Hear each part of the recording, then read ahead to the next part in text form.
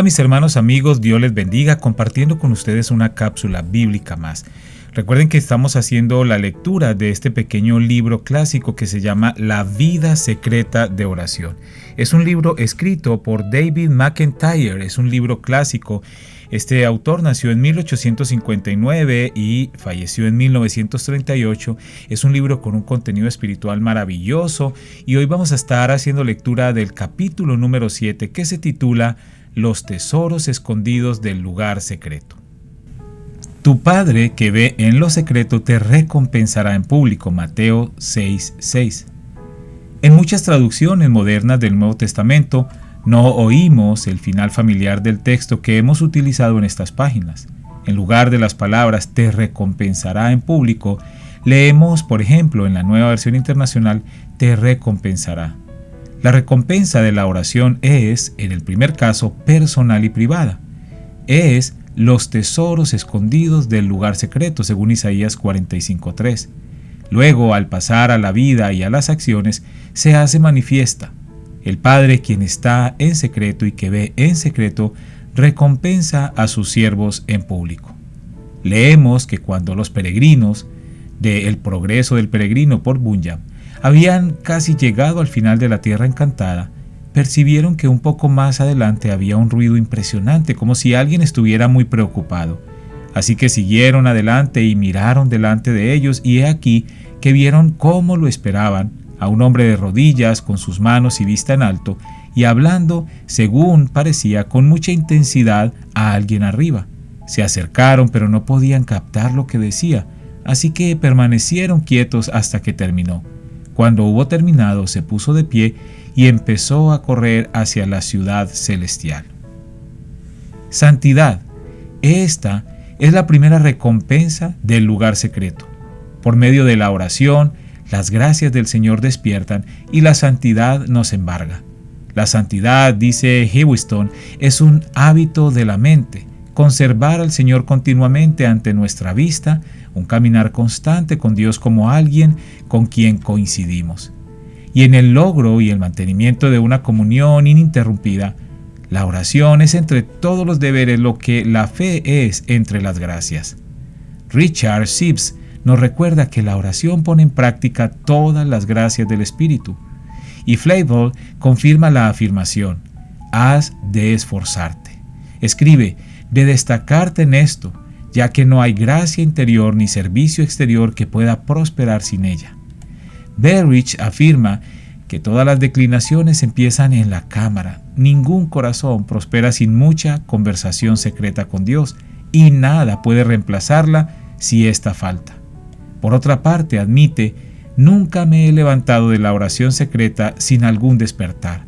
Aun cuando la comienzo con pesadez o reticencia, el Señor se agrada, en su misericordia, de encontrarse conmigo en ella. De igual forma, Fraser de Brea declara, me encuentro a mí mismo mejor y peor a medida que yo declino y aumento en oración. Si hay obstáculos para la oración, aun cuando los obstáculos sean la devoción a otros deberes de la religión, la salud del alma se ve afectada. Henry Martin lamenta en su diario que la falta de lectura devocional y la brevedad de las oraciones privadas por estar incesantemente trabajando en mis sermones había producido mucha distancia entre Dios y mi alma. La comunión con Dios es la condición del crecimiento espiritual.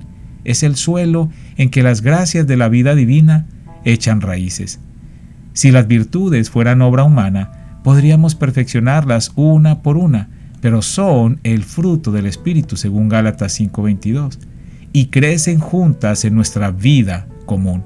Cuando Philip Safir abrazó el cristianismo, dijo, he encontrado una religión para mi naturaleza entera.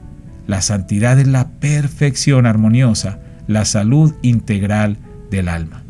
Mientras permanecemos en Cristo, no hemos de desanimarnos por la aparente lentitud con que avanzamos en gracia.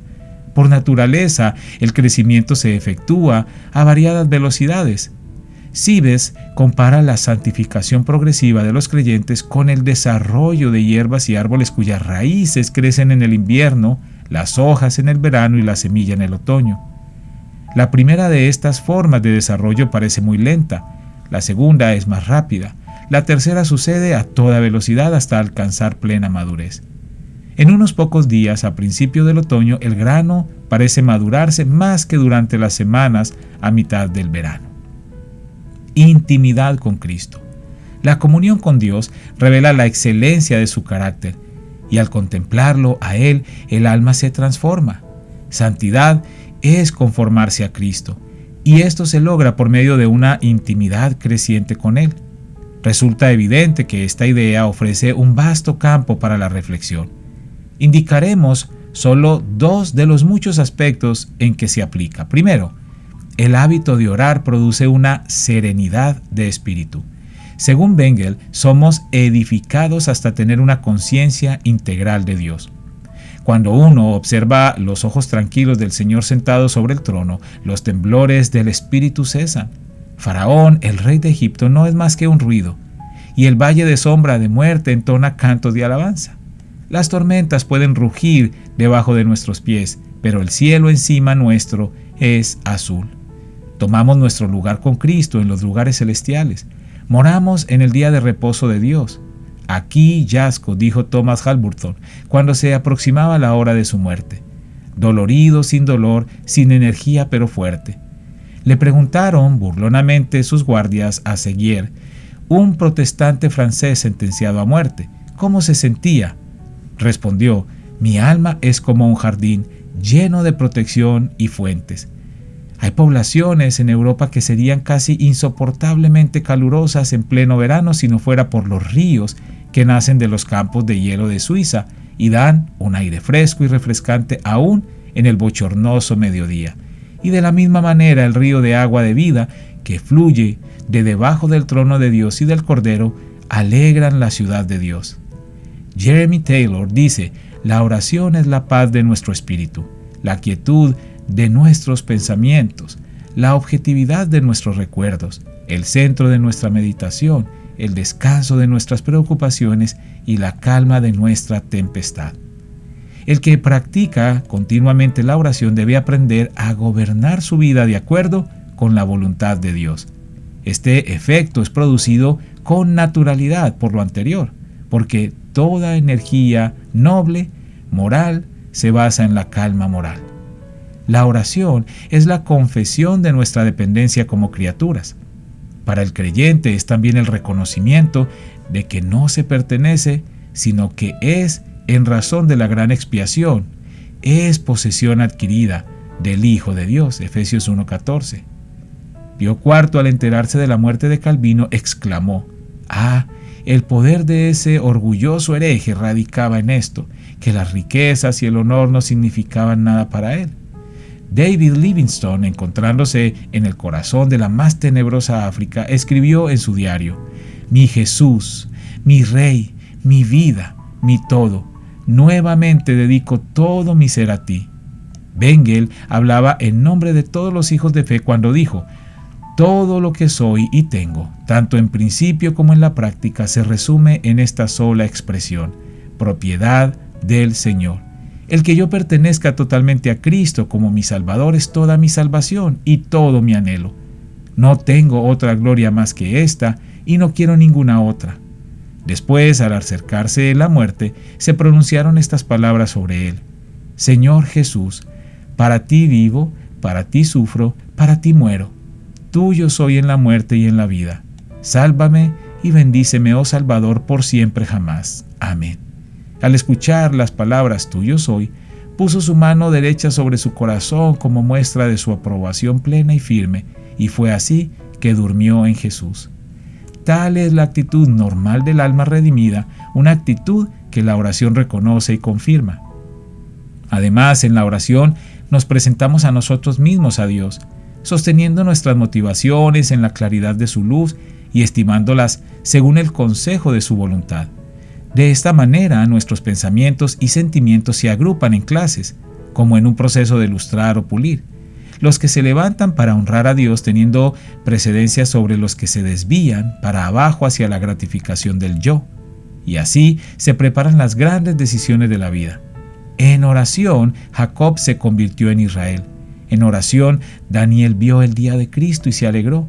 En oración, Saulo de Tarso recibió su comisión de ir lejos entre los gentiles. En oración, el Hijo del Hombre logró su obediencia y abrazó su cruz. Pero no sucede siempre que los puntos cardinales de la vida se reconocen en el lugar y hora mismos de la oración. Helmholtz, el reconocido físico, solía decir que los más grandes descubrimientos los hacía no en el laboratorio, sino mientras caminaba, quizá por un camino rural, teniendo la mente perfectamente despejada. Pero sus descubrimientos meramente eran concebidos entonces, en realidad nacían luego en el laboratorio, y ya sea en el lugar de oración o en otra parte, que las grandes decisiones de la vida se forman, sin lugar a dudas, es en la hora silenciosa que se moldea el carácter y se determinan las carreras. En su autobiografía, George Mueller da un testimonio impresionante. No recuerdo en toda mi carrera cristiana un periodo ya, en marzo de 1895, de 69 años y 4 meses cuando haya sincera y pacientemente buscado conocer la voluntad de Dios por medio de la enseñanza del Espíritu Santo, teniendo como instrumento la palabra de Dios y no haya sido siempre guiado correctamente. Pero cuando me faltaba honestidad de corazón y rectitud ante Dios, o si no esperaba pacientemente ante Dios hasta recibir sus instrucciones, o si prefería el consejo de mi prójimo a las declaraciones de la palabra de Dios viviente, cometía graves errores. Cuando nos presentamos a nosotros mismos ante el Señor en oración, abrimos nuestro corazón al Espíritu Santo, al someternos al impulso interior, y la energía divina guía nuestro ser. Nuestros planes, si los hemos trazado de acuerdo con los dictados de la naturaleza, son descartados y el propósito de Dios con respecto a nuestra vida es aceptado. Así como somos nacidos del Espíritu, seamos controlados por el Espíritu. Si vivimos por el Espíritu, andemos también por el Espíritu. Gálatas 5:25. Por medio de la aceptación de la voluntad de Dios para nosotros, somos guiados a tener una influencia más rica y a ser de más amplio provecho. Es cierto que poco podemos hacer los unos por los otros por medios humanos ordinarios, pero mucho puede hacerse por medio de la oración. Muchas más cosas son el resultado de la oración de lo que el mundo se imagina. La oración incorpora la omnipotencia divina a las situaciones de la vida. Pedimos y recibimos, y nuestro gozo es completo. Un erudito inglés nos ha dicho que los que más lo hayan ayudado no han sido los teólogos doctos ni los predicadores elocuentes, sino hombres y mujeres santos que caminaban con Dios y que revelaban inconscientemente la bondad sin adornos que el bendito Espíritu había obrado en ellos. Esos santos habían puesto sus ojos en Cristo hasta ser cambiados a su imagen. Habían permanecido en el monte de Dios hasta que el brillo de su gloria se reflejaba en ellos. La tradición afirma que Columbia, el misionero celta, Juan West de Ayr y muchos otros proyectaban un suave y tenue resplandor cuando oraban. Tales leyendas, indudablemente, surgieron del recuerdo de vidas que habían sido transfiguradas. Pero una vida cambiada no es el único don que Dios otorga a los que comparecen ante su presencia invisible. Cuando Moisés bajó del monte, estaba transfigurado a los ojos de los hijos de Israel, pero cargaba también en sus manos las tablas del testimonio, las promesas de ese pacto ordenado y seguro, que habían sido dadas a él para ellos. Su oración había salvado al pueblo elegido, y las tablas de la ley eran la señal. John Nelson, al escuchar a alguien comparar desfavorablemente a John Wesley con un reconocido predicador de la época, respondió: pero no se ha demorado en el aposento alto como lo ha hecho John Wesley. Es este demorarse en el aposento alto lo que nos asegura ser dotados de poder. Oremos. Padre, te damos gracias por este precioso mensaje. Gracias por esta lectura que hoy podemos hacer y que podemos escuchar también sobre este libro, La vida secreta de oración. Y reconocemos, Señor, la importancia y la necesidad que tenemos de tener una vida de oración, una vida creciente, una vida constante. Y como dice el título de este capítulo, los tesoros escondidos del lugar secreto solamente los podemos descubrir a través de la oración.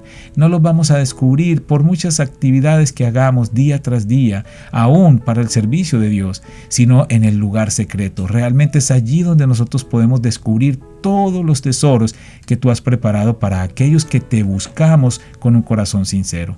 Gracias por cada persona que está escuchando estas cápsulas. Te pido que las bendigas y que seas tú también guiándolos a ellos para que puedan tener una vida de oración abundante, efectiva, creciente. Gracias, Señor, por todos los dones y por todos los regalos que recibimos a través de esa vida de oración. Gracias, Padre, en el nombre de Jesús. Amén.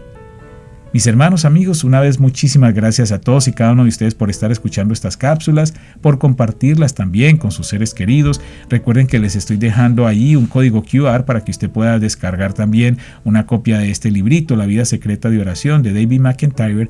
Y en la descripción del video también va a encontrar la página web, una dirección a la página web de donde puede usted descargar este y otros libros más. Un abrazo para todos y una vez muchísimas gracias. Dios les bendiga.